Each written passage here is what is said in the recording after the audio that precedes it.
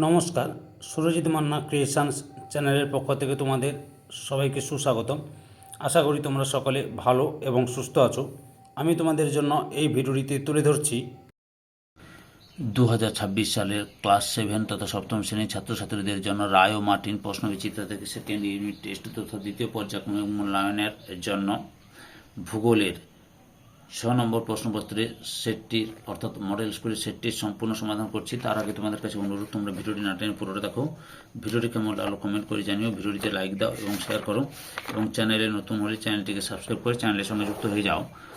আলোচনা শুরু করছি 306 নম্বর পেজের 6 নম্বর মডেল স্কুল রামনগর রাও হাই স্কুল এইচএস, এই স্কুলের প্রশ্নপত্রের সেটটি লক্ষ্য করো, সম্পূর্ণ সমাধান করছি। একের দাগে সঠিক উত্তরটি নির্বাচন করে পূর্ণ বাক্যে উত্তর দাও। প্রথমে রয়েছে তিব্বত মালভূমি একটি, অপশান সিতে পর্বত বেষ্টিত মালভূমি। 2 নম্বরে গ্রস্ত উপত্যকা দেখা যায়, অপশান বিতে স্তূপ পর্বতে। 3 নম্বরে বদ্বীপ গঠিত হয়, অপশান সিতে নিম্ন গতিতে। 4 নম্বরে মাটিতে বাতাস থাকে, অপশান সিতে 25% বা 25%। 5 নম্বরে একটি আগ্নেয় শিলা হলো, অপশান সিতে গ্রানাইট। 6 নম্বরে সাহারা মরুভূমি শুষ্ক নদীখাতকে বলে, অপশান এতে ওয়াদি। 7 নম্বরে ব্লু ও হোয়াইট নীলের সংযোগস্থলে অবস্থিত শহরটি হলো, অপশান ডিতে খার্তুম। 8 নম্বরে ভিক্টোরিয়া জলপ্রপাত রয়েছে, অপশান বিতে জামবেজি নদীতে। 9 নম্বরে আফ্রিকার সর্বোচ্চ পর্বতশৃঙ্গ হলো, অপশান বিতে মাউন্ট কিলিমানজারো।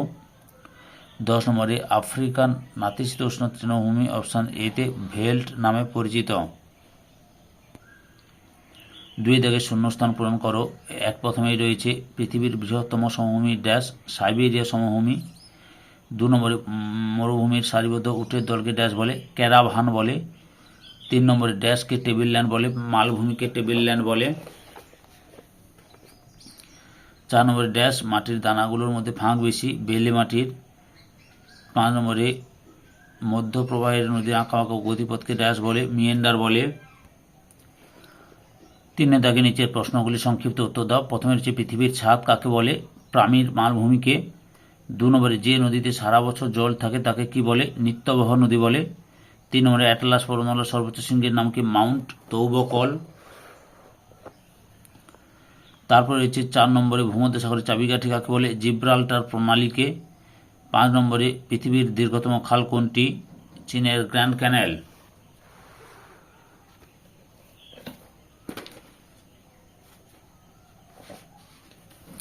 তারপরে 4 দাগে রয়েছে নিচের প্রশ্নগুলি সংক্ষিপ্ত উত্তর দাও, যে কোনো 4টি। প্রথমে রয়েছে ব্যবচ্ছিন্ন মালভূমি কাকে বলে, উত্তরটি দেখো, ব্যবচ্ছিন্ন মালভূমি। এই যে সংখ্যাটা দেবে, সৃষ্টির কারণটাও লিখবে তোমরা।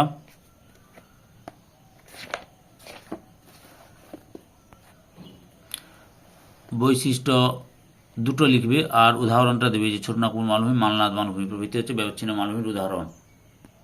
পরে 2 দাগে রয়েছে জলবিভাজিকা কি, এই উত্তর আমি রায়ান মার্টিনের সহায়িকা কাছে। উত্তরগুলো লক্ষ্য করো, এই যে এখান থেকে শুরু করে এত পর্যন্ত লিখবে।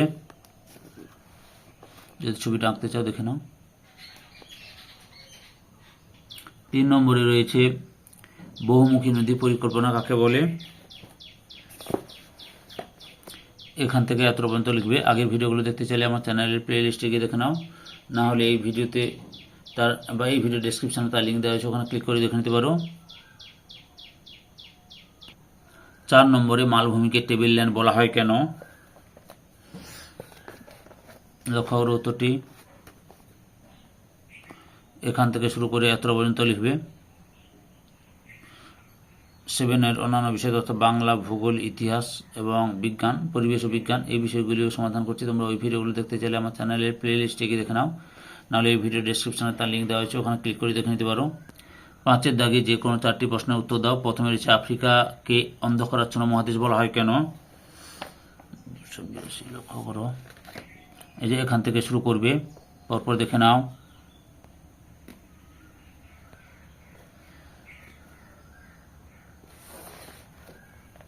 এত পর্যন্ত লিখবে।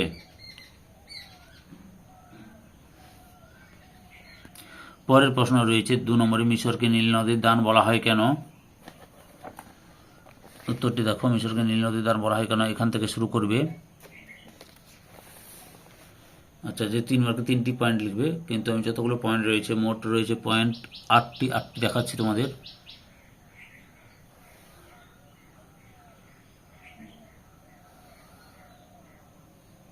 এই এত পর্যন্ত রয়েছে।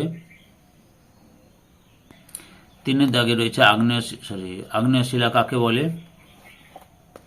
এই যে আগ্নেয় শিলা কাকে বলে লক্ষ্য করো। এই যে এখান থেকে শুরু করে এত পর্যন্ত লিখবে।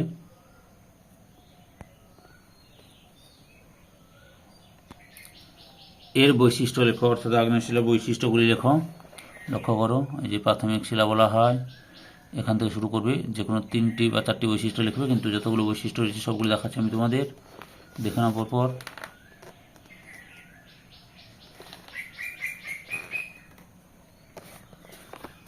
মোট তোমাদের আমি 12টি বৈশিষ্ট্য দেখালাম। 4 নম্বর হচ্ছে নিরক্ষের চিরসবুজ অরণ্যের 3টি বৈশিষ্ট্য লেখো। এই যে নিরক্ষের চিরসবুজ অরণ্যের বৈশিষ্ট্য, মোট 4টি বৈশিষ্ট্য দেখালাম, সেগুলো লিখে দিবে। 5 নম্বরে চিত্র ও উদাহরণ সহ স্তূপ পর্বতের বিবরণ দাও। উত্তরটি দেখো। এই যে এখান থেকে শুরু করবে,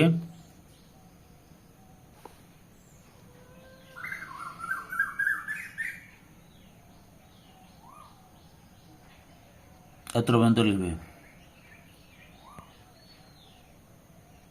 6-এর দাগে যে কোনো 2টি প্রশ্নের উত্তর দাও।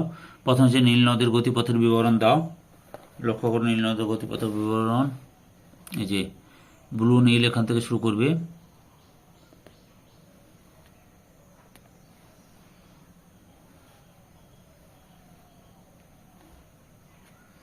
এতটা পর্যন্ত লিখবে।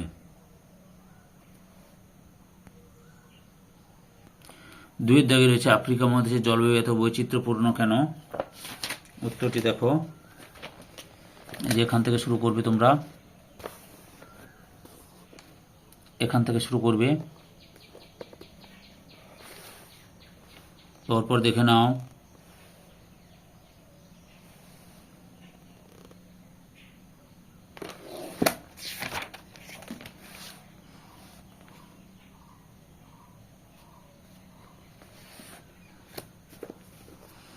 এতটা পর্যন্ত লিখবে। 3-এর দাগে রয়েছে মানব জীবনে পর্বতের প্রভাব আলোচনা করো। উত্তরটি দেখো।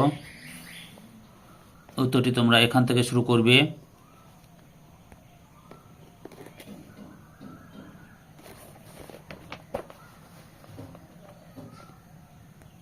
পরপর দেখে নাও।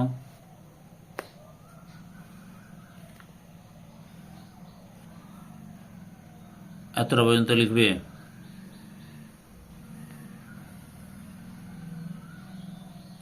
ধৈর্য সহকারে সম্পূর্ণ ভিডিওটি দেখার জন্য তোমাদের সবাইকে অসংখ্য অসংখ্য ধন্যবাদ। আজকে এই পর্যন্ত, পরবর্তী ভিডিওতে আবার দেখাবে। Tata, bye bye.